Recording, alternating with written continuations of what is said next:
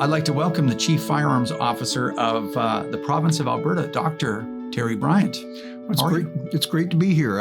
I've watched some of your work in the past, and it's a pleasure to be in this lovely studio. Well, I'm glad that you're here. So I guess really my first question is, and you know, I've known about you for a while, obviously, because you've been doing some great work in Alberta, which we'll get to. But where does the doctor part come in? Well, for 25 years, from 1990 to 2015, I was an associate professor at the University of Calgary's 𝐥𝐿𝐿 School of Business.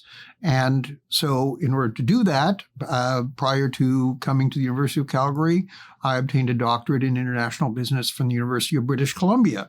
So actually twice I lived here in the Lower Mainland, 80 to 82 to get my MBA, 86 to 90 to get my doctorate. Well, those were good days back then. Compared to now. That's for sure. That's for sure. So I kind of want to get into some interesting questions about what's going on and about firearm-related stuff.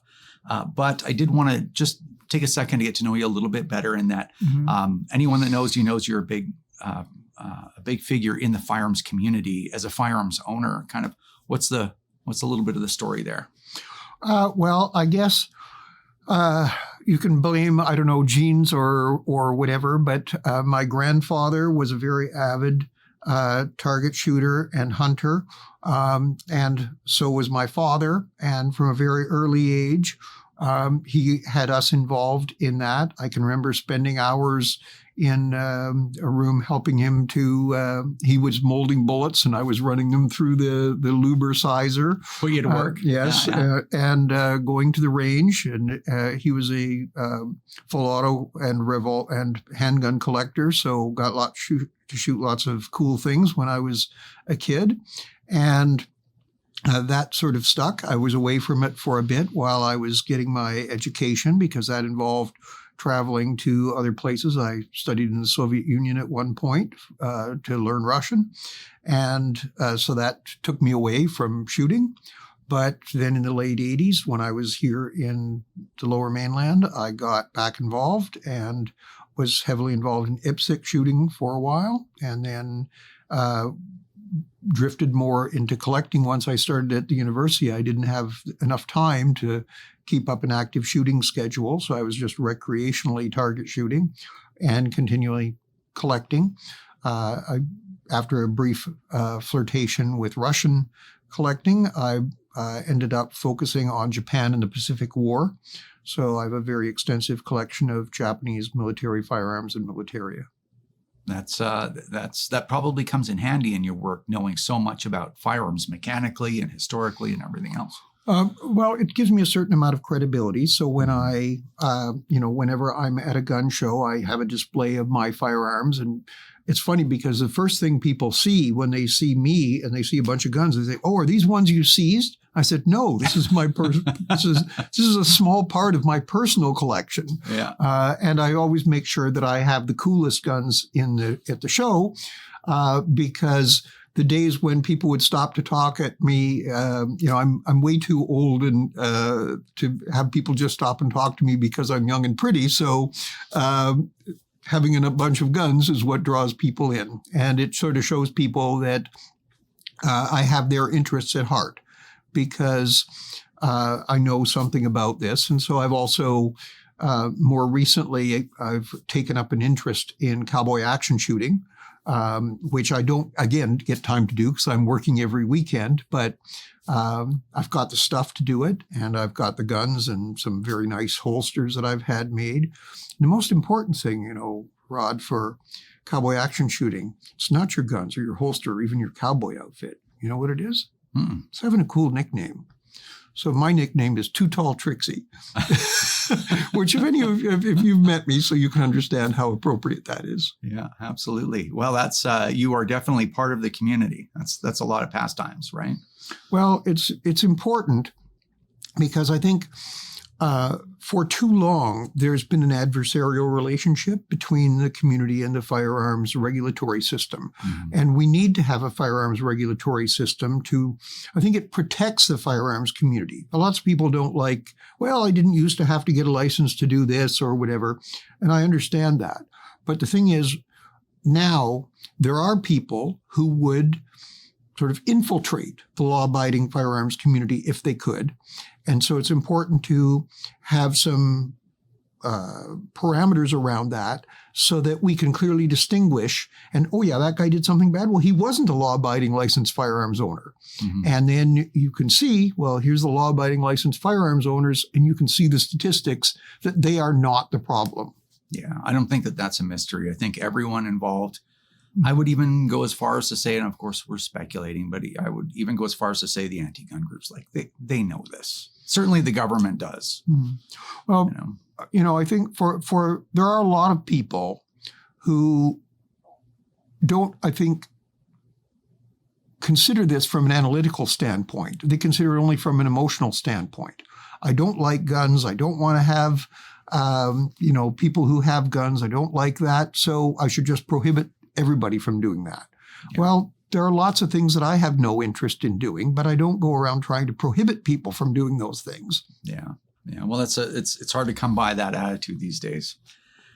All right. So when I was preparing for our chat today, mm-hmm. I went to the province of Alberta's Chief Firearms Office website. Mm-hmm. And on the website, I even wrote it down so I wouldn't misquote it. It says the office and so very short mission statement. Mm-hmm. One sentence. The office administers federal firearms legislation, advocates for Alberta's lawful firearm owners, and promotes safety. And, I do this stuff all the time, but I still felt this weird kind of shock that a government agency would openly disclose that they are there to support law-abiding citizens, the contributors, mm-hmm. the producers in this country, the people mm-hmm. that make all of this stuff work, mm-hmm. but would still have the power to make the lives of criminals miserable, and that they would actually approach their mission that way. Mm-hmm. That's got to be a nice place to work. Well, I enjoy that particular approach because I have a staff that is very dedicated to ensuring we make appropriate decisions about firearms licensing. But the best way to do that, I think, is to be close to the community. It's just the same as, community policing or something. We're not the police, okay? We don't have badges and guns and all that. But the idea of community policing is you develop a relationship with the community, and that pays dividends. And it's the same with us because, when I go to a gun show, I don't have to tell people to do things. They know that I'm on their side and they want to help me. It might seem odd. I don't think all chief firearms officers get that reaction. No, they don't. But it's also, the way I approach things. Like sometimes people haven't secured their guns properly at a gun show. I don't go up and wag my finger or pound on the table and say, you got to lock that thing up or whatever. Or have them arrested. Yes. Well, I have some free locks, free in the sense that they're paid for by the taxpayer, so I can give them out at no charge. Mm-hmm. I have a bunch of locks. And so if somebody hasn't got their gun secured, I don't pound on the table and chastise them. I say, I got some free locks I could give you. You should have them on here. Well, they kind of get the idea that, I know I'm supposed to lock that up. And so, it's all in your approach. And, it's just the old saying, you attract more flies with honey than vinegar. Yeah. And it's always been my approach that it's better to work with people than it is to be confrontational. And that's both with the public and even with the people in Ottawa that I have to deal with sometimes. I'm not trying to be confrontational there. I want to work with them to help them make better decisions. Mm-hmm. Well, they could use the help. I'll say that. You don't have to. I'll take the hit on that one. One of the things we had a chat a while ago, and one of the things that I thought about after was mm-hmm. in firearm regulation, there are problems we're trying to solve. Mm-hmm. So there's some issues happening in society. We try to formulate regulation, and during that formulation process, we look at what is the regulation supposed to do, and will this regulation achieve that? And at the same time, we have to do an analysis on the impact every other angle there too, right? So what are we losing, or how much is this affecting regular people versus the regulation achieving its goal? And that balance is present in every aspect of what we do in any kind of civil society. So we talked about some regulation, and what it was one of the new provisions that was brought forward from Bill C-21, and it was the automatic revocation of a license for anyone that was accused of domestic violence.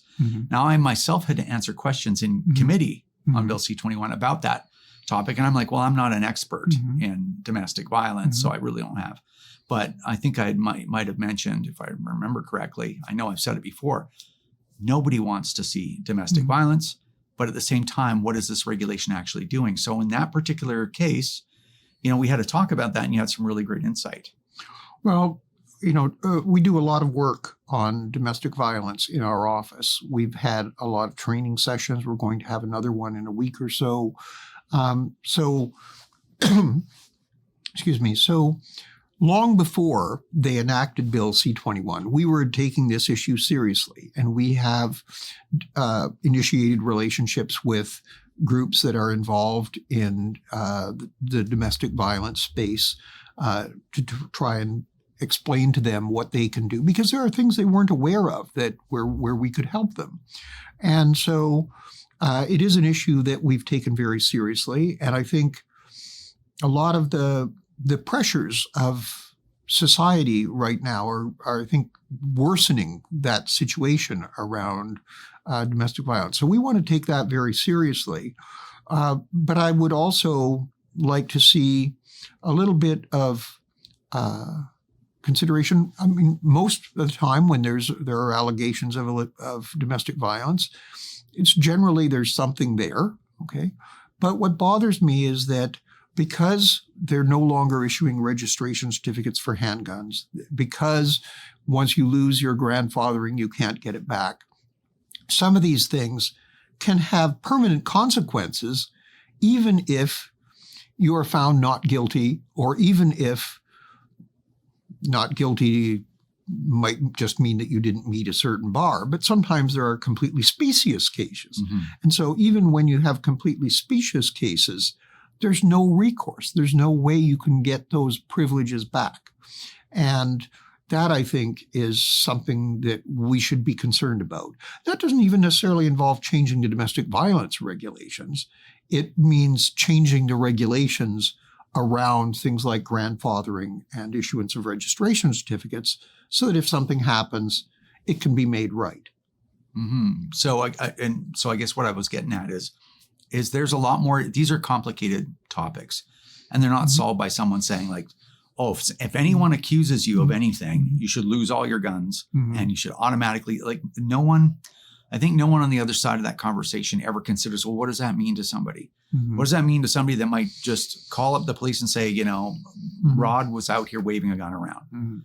Now, if there was a regulation that said, well, any kind of complaint like that should result in an automatic suspension or revocation of my license, which means I would lose all my guns, which would mean my reputation is destroyed, which would mean that anything that's newly prohibited, I will never get back, which would mean I would not be compensated for them. Like this, this is why when people use an emotional appeal like that, there's so much more going on behind the scenes. And, I will be the first one to say, there are no gun owners that I've ever met in my life, law-abiding, licensed gun owners that are like, you know what, domestic violence takes a backseat to my, gun ownership.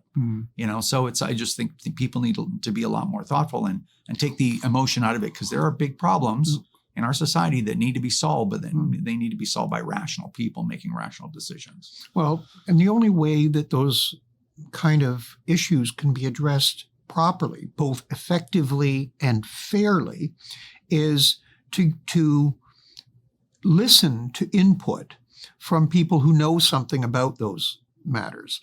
And when I say listen, I don't just mean you allow the person to talk while you go la la la la la la.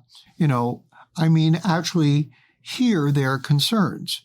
And that's an area where I think the system has fallen down, because you've probably testified at committees, and it's important that we have that process, but those committees are not always effective ways of having that input be considered seriously. And I've had people that I've spoken to, both in committees and privately in their offices, and they say, oh, yeah, that's a really good point, but we're not going to change the law. You know, like the handgun transfer freeze. That affects, like I have an 1807 Harper's Ferry Petersoli reproduction. Okay, it's a single shot, muzzle loading, black powder flintlock. And it's covered by the handgun transfer freeze. And I've spoken to people who are not big friends of the gun community, and they say, yeah, that's ridiculous. Yeah, but we're not going to change it. Like, what do you do to somebody who says, yes, this is wrong, but we're not going to do anything about it? Yeah. How do you, I like to think of myself as sometimes capable of launching an eloquent argument, but I don't know how to get my way around that one. Well, it's a feature of modern politics, right? That's what's going on. It's just like, well, our team says this, and we don't care what we break as long as our team gets what they want. That's the rationality has really left Canada. I don't know how we get it back, but you never know. Well, I think the way you get it back is to focus on ultimate goals, because sometimes there are people who want something because they think that's the way to get to an ultimate goal. Everybody wants a safe community. Everybody wants to feel that they are not at risk of a violent crime, especially one committed with a firearm. Everybody wants that. But some people think that the way to get that is to go after law-abiding people and make sure they don't have guns. And that's not a viable solution to the long-term problem. Everybody agrees on the long-term goal. The means of getting there is where the problem arises, because there is considerable divergence about how to get there. Yeah, yeah. And it's that is not going to achieve that goal. Anyways, so this actually reminds me of something else I was thinking about.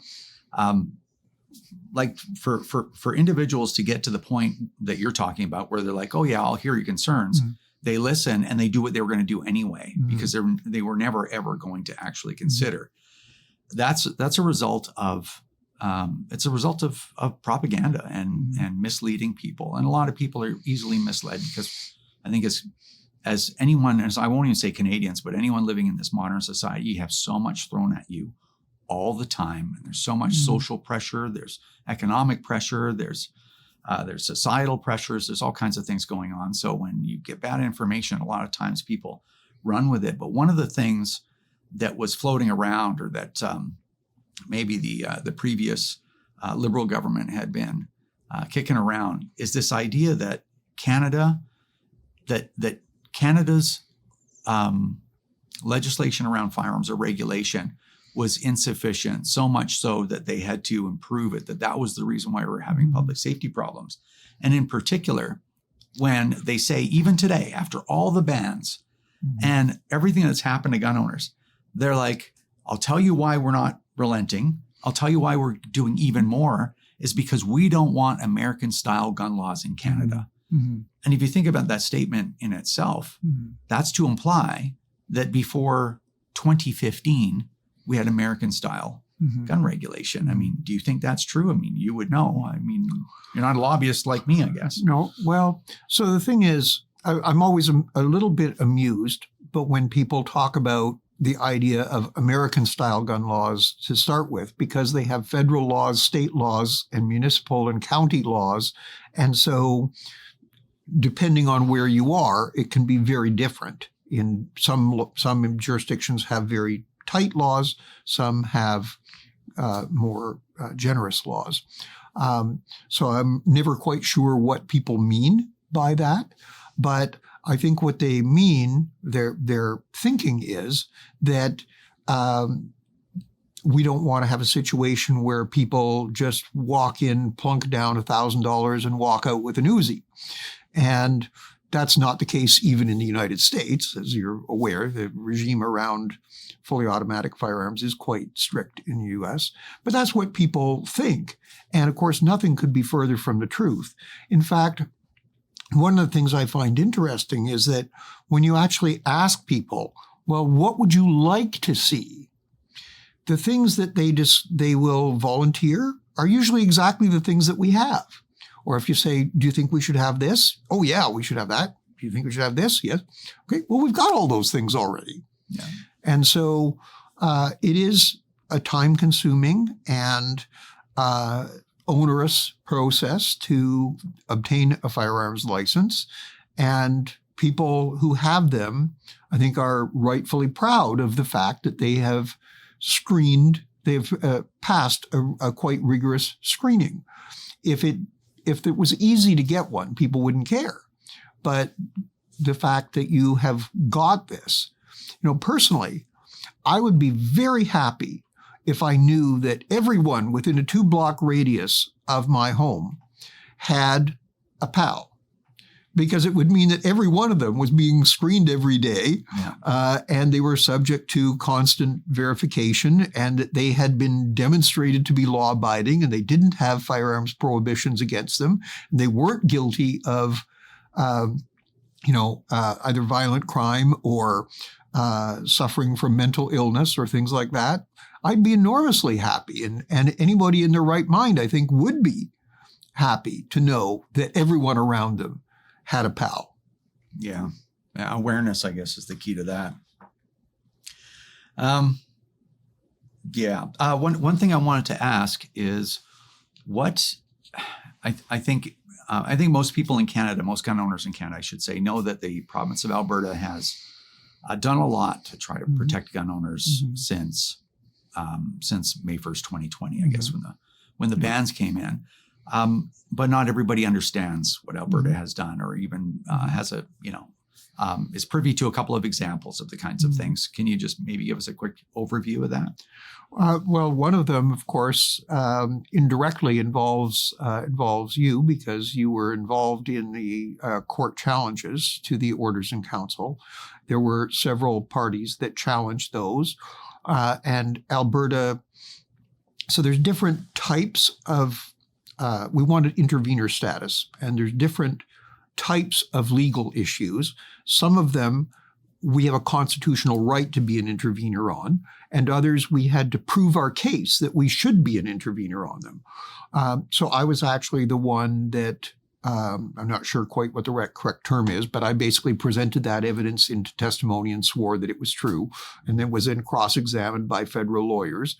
And so we were a party to that, and I was at the Federal Court of Appeal last December when we had the hearing, and I saw you recently comment that you weren't quite sure what we were going to do, what the CCFR was going to do about their challenge, but we were indirectly a party to those things, not as one of the appellants or whatever you call them, but we were one of the interveners. So that was one thing that we did. Of course, I personally went and testified before the Senate committee and on Bill C-21, and also spoke to a large number of senators and members of parliament privately in their offices about the ways that was off the mark, about the ways that their whole approach to firearms regulation was off the mark. I have also done a great deal of work in media through interviews on. I'm not a social media person. I'm too old for that kind of stuff. But a lot of, you don't have to look very far. If you Google Teri Bryant, Alberta Chief Firearms Officer, you'll see that lots of interviews that I've done have been put up there. So that raises public awareness about these issues.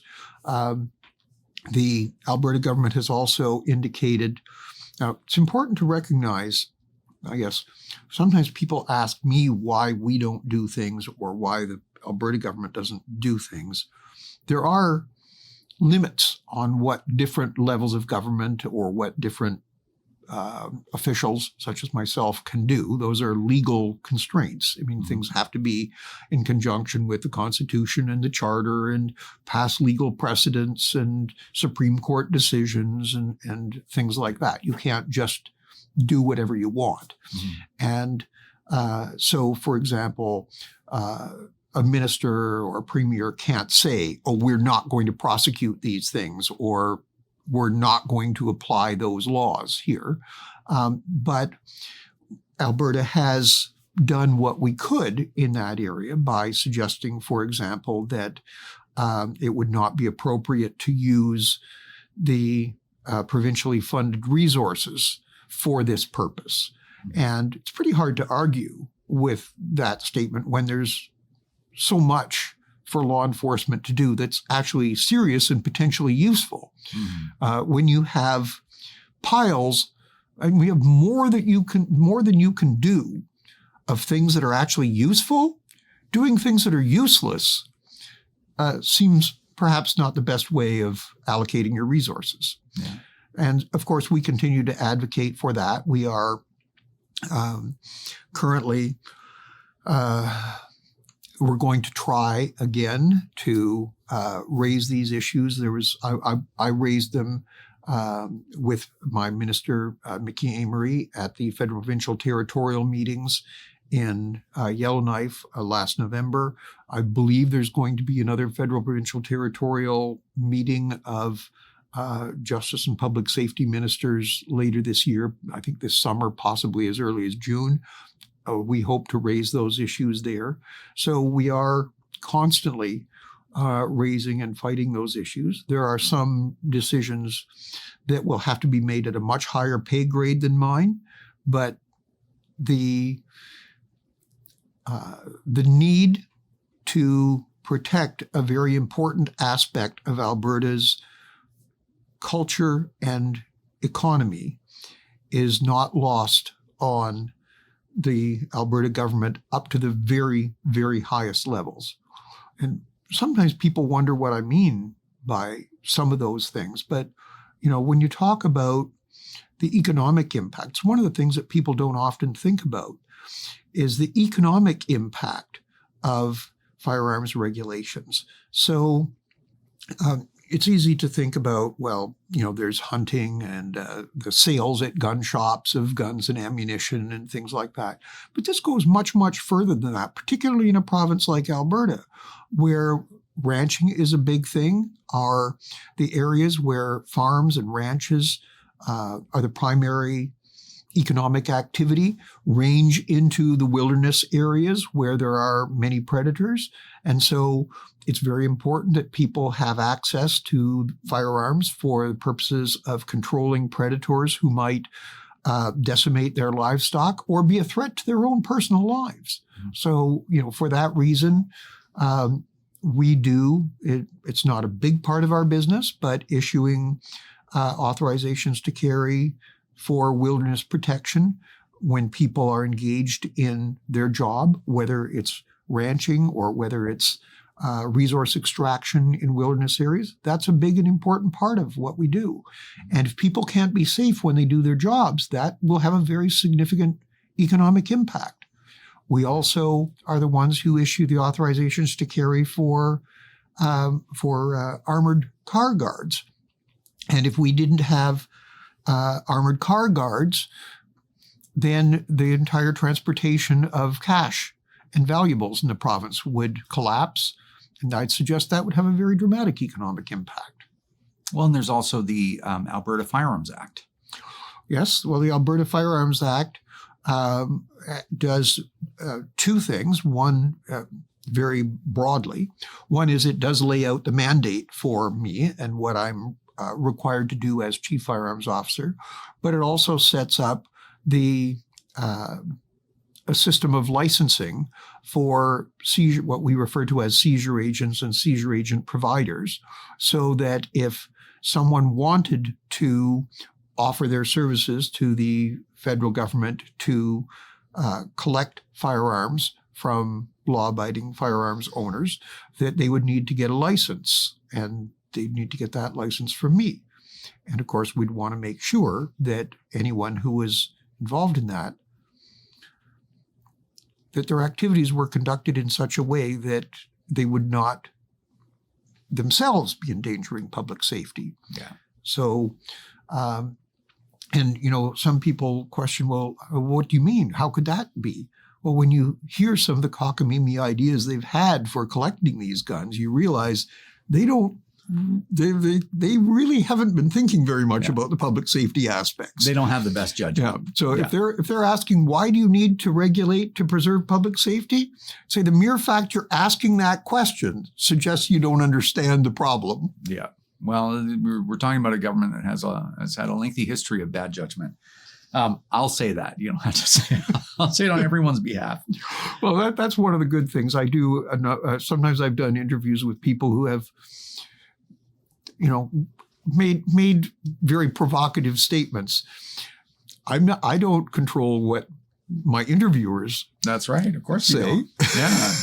And what a wild card that I am. Okay. So being a gun owner yourself, you know how people talk, you know how people feel about all of this. Just even about the gun control conversation in Canada in general. Mm-hmm. And of course, I hear a lot of it because we have a lot of people that are involved in supporting the CCFR.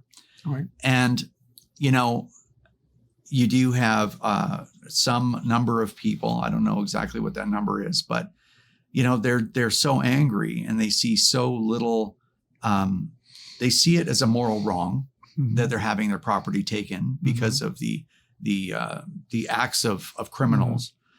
And they talk of noncompliance. And I, taught the firearm safety course for 10 years. I have taught compliance for, somewhere around 3,500 people through the firearm safety course, and always encourage it as well, because in my opinion, and you can just comment on it if you like, noncompliance is a bad thing. And, if you're a government thinking about your policies, and you're like, well, criminals are not complying with, they shouldn't murder people or steal from them or what have you, or assault them or whatnot. Yeah, you hammer down on that noncompliance. You would expect that from criminals, but when law-abiding people cannot either morally or even understand the law and are in noncompliance, you're probably off the mark with what you're trying to do.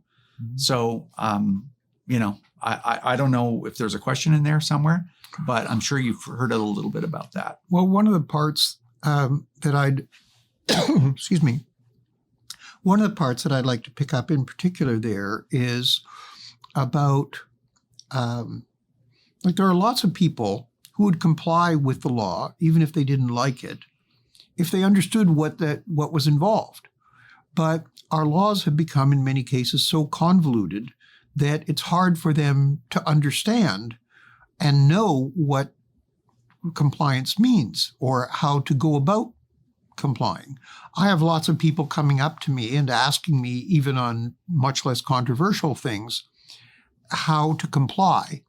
And, I have to, our legal department doesn't like me to give legal advice, but I refer them to I'll find the appropriate section in the regulations and read that to them. And then I'd say, well, also, that's the legal minimum that you need to do. But sometimes it's good to do more than the legal minimum. If the speed limit's 110, there are times when it's icy. You probably don't want to be doing 110. The circumstances require you as a responsible driver to do a little bit more. Yeah. And what bothers me in particular about, like right now, one of the big issues is the orders in council with the imminent expiry of the amnesty for the first couple of groups of firearms coming up in October, and the owners have been sent letters or emails to tell them, if you just have a PAL, you might have some of these guns, and so don't use them. And if you have a previously restricted firearm that's registered to you, that's covered by the Orders in Council, then they'll say, they'll list that gun. So, I have a 𝐟𝐿𝐴 that was covered by the first prohibition, and I got one of those letters, and I have an M1 carbine that was covered by the third set, so I got one of those letters. But the most common reaction, I get people coming up to me all the time, and when they see that I have handguns in the cases, that I thought you couldn't take those out of your safe. I said, no, there's no change on that. I said, well, I got this letter that said that the most common interpretation of those letters that are about Order in Council firearms is that people think they mean I can't take my handgun to the range. And so that's a sign that this is the whole approach has been so poorly implemented that even if you agreed completely with the intent of that program, and I certainly do not, but even if you agreed with that completely, they need to start again and have probably at least a year's program of well thought out and properly targeted multimedia approaches. By multimedia, I mean not just send people letters, but advertise in appropriate publications, appear at gun shows and other events so that people understand. Because otherwise, you'll end up with inadvertent noncompliance. Yeah. And this has been a problem. I still have people who come up to me and they say, oh, I've got, my handguns are registered. I've got the green slips at home. Well, those green slips haven't been valid for 20 years or something. Mm-hmm. So, it can be, people can fall into noncompliance very easily when you have very complicated regulations that are not communicated effectively. And I wish that the federal government would approach us, and me in particular, because I spend a lot of time on communication. I spend 2 or 3 days most weeks talking to hundreds, sometimes thousands of gun owners all weekend long. And I know what needs to be done to communicate those things. They quite clearly do not know. Mm-hmm. Yeah. And how many people are confused. And just in your area of the country, if that's a significant issue in your area of the country, what is it countrywide? Yeah. But the other thing is just the noncompliance, because a lot of people believe that all of this is immoral. It's wrong. Mm-hmm. And I agree with that 100%. It is what they're doing is morally wrong. Again, I'll say that. I'll take that.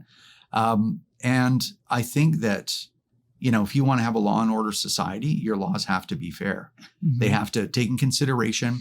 They have to be well thought through. They have to be reasonable. They have to be able to be followed, right? The clarity aspect we talked about. All those things are important. But when you have, governments picking winners and losers, my team's winning this. I don't care what happens to all of you. You are unlikely to vote for me anyway. That breeds non-compliance from people that previously are highly compliant people. And that is corrosive, just as corrosive as the relationship between the government and gun owners, licensed gun owners, people that have submitted to a lot of vetting and met criteria and follow rules just in order to have that privilege of owning firearms. So that relationship is at risk, as well as the relationship between people and the RCMP, because the RCMP are going to be involved in confiscating these firearms at some point. It seems to be the plan. These are all bad things for society. And if your goal is to increase public safety or to deal with some of the violence issues, you have to be a little more thoughtful, I think, than the way they're being. Well, one of the analogies that I often draw is you have to think of the firearms control system like an ecosystem, or the firearms community as an ecosystem. And so pulling one part out, it might seem like it's a small part, but it can affect the broader ecosystem in many ways, just the same as, the disappearance of a seemingly minor species has ripple effects through the ecosystem. And so, like with all the targeting of handgun owners, well, handgun owners are a relatively small part of firearms owners who are relatively a small part of the Canadian population as a whole.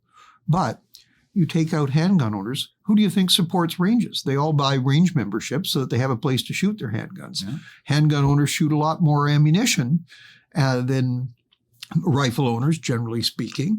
So if you pull out handgun owners, then you may cause the ranges to go under, and then other people, including the hunter who just wants to go and sight in his rifle, has no place to shoot.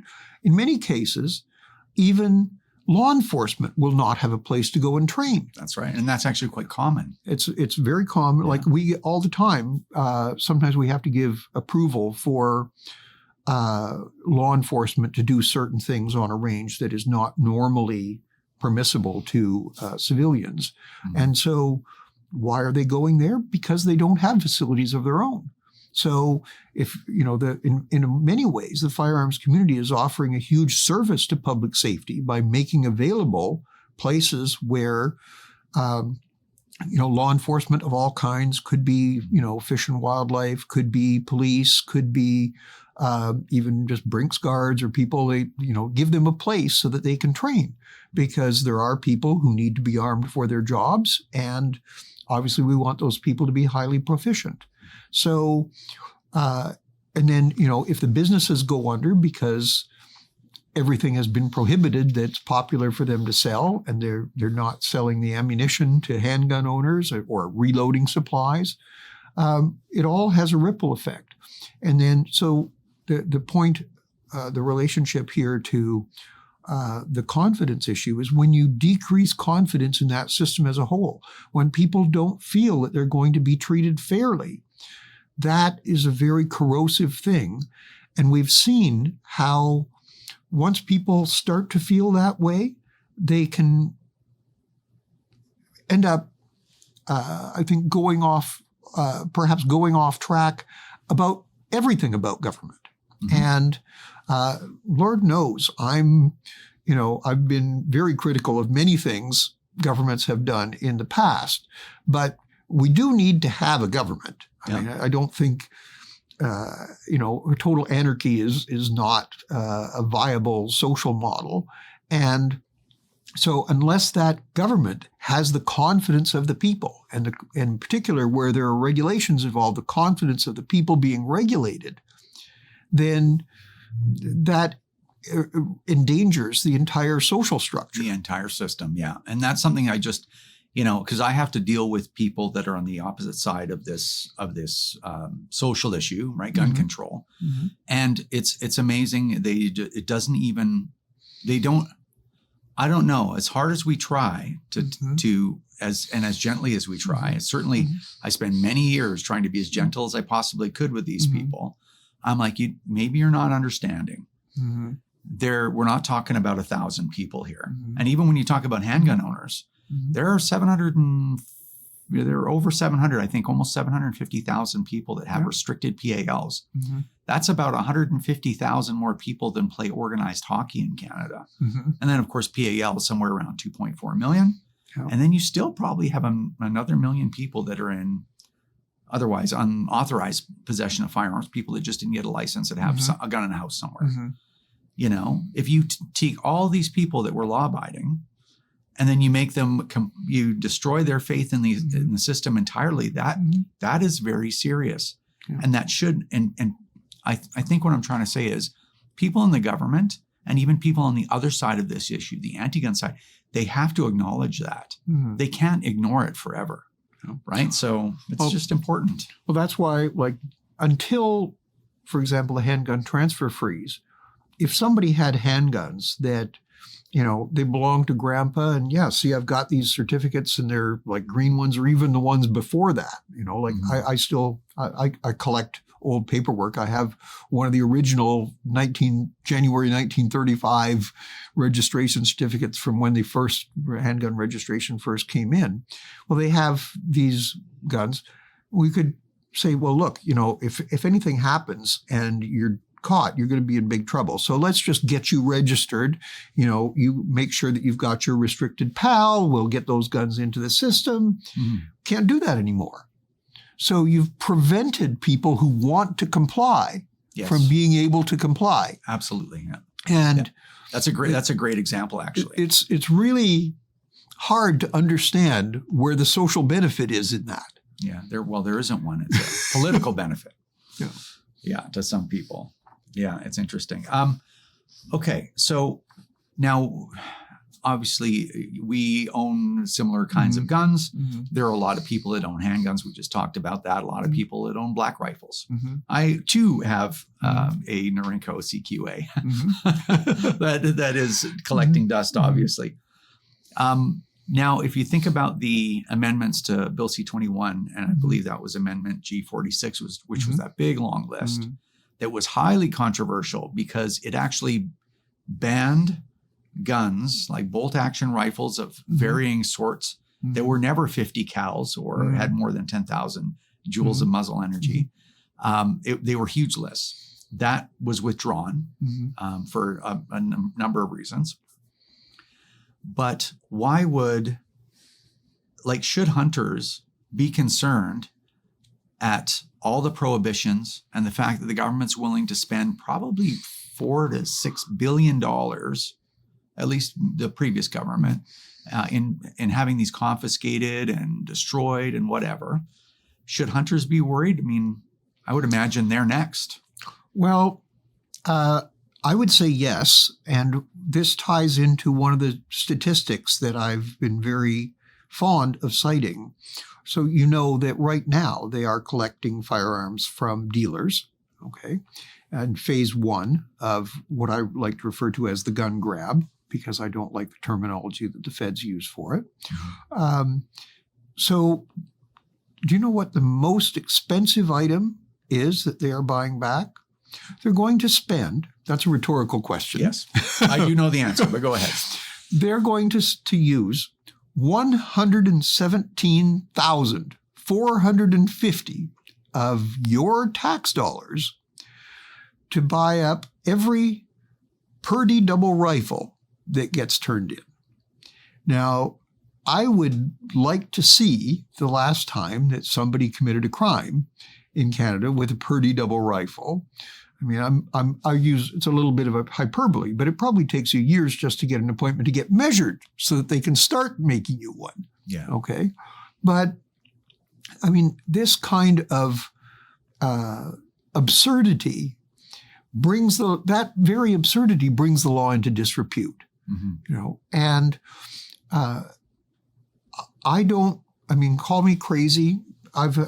Some people think I'm a rebel. I've also been called a conformist. So I guess it all depends on how you look with everybody else. So it all depends on how you look at it. I know that as well as anyone, yeah.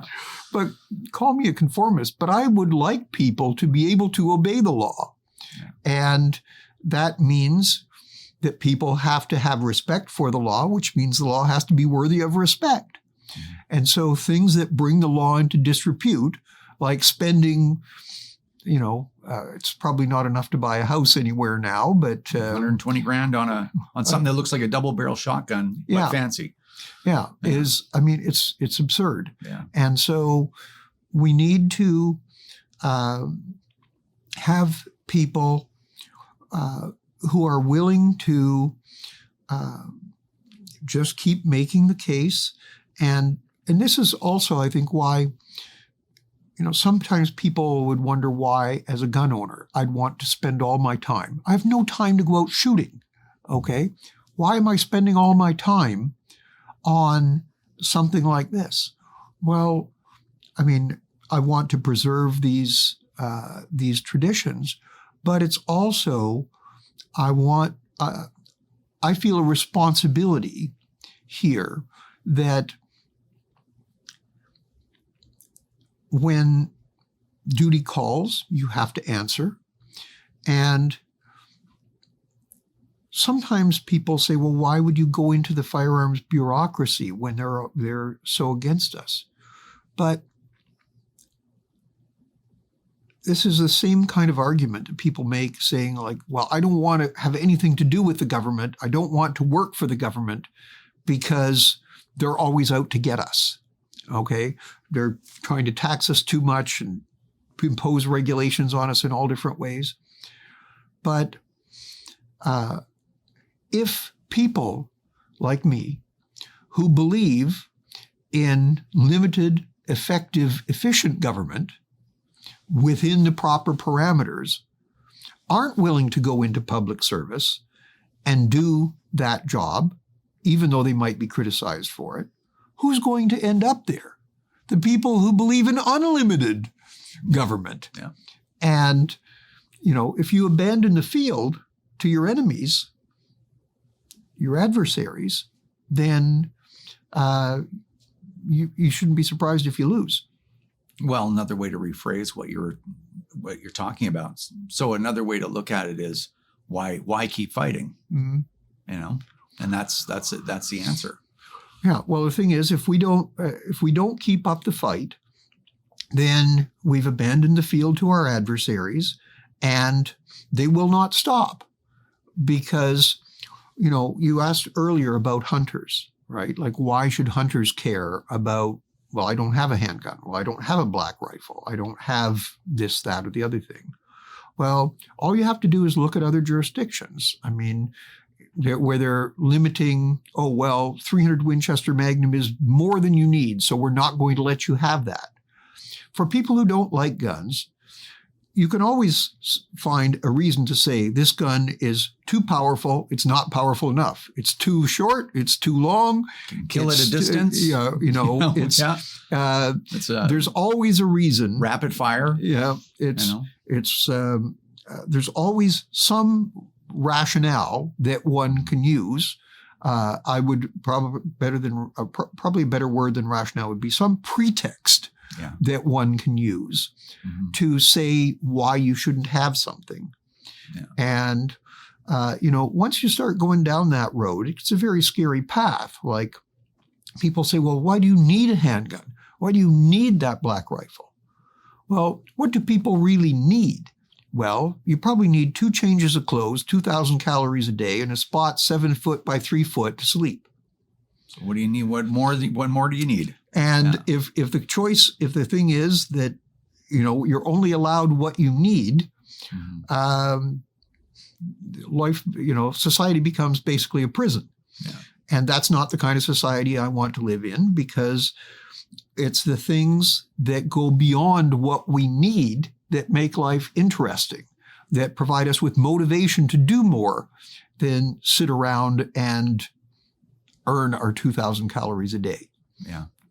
Yeah. Well, and what I would contribute to that answer too is that if you look at the language that the government has always been using, right? Mm-hmm. They're like, okay, well, this is a firearm of military design, was made specifically for this purpose or that purpose, right? Mm-hmm. And what I've said to a lot of hunters is, well, the Remington 700 is also known as the M24 in the United States, currently being used as a sniper rifle in active conflict right now. Not even, forget the SKS.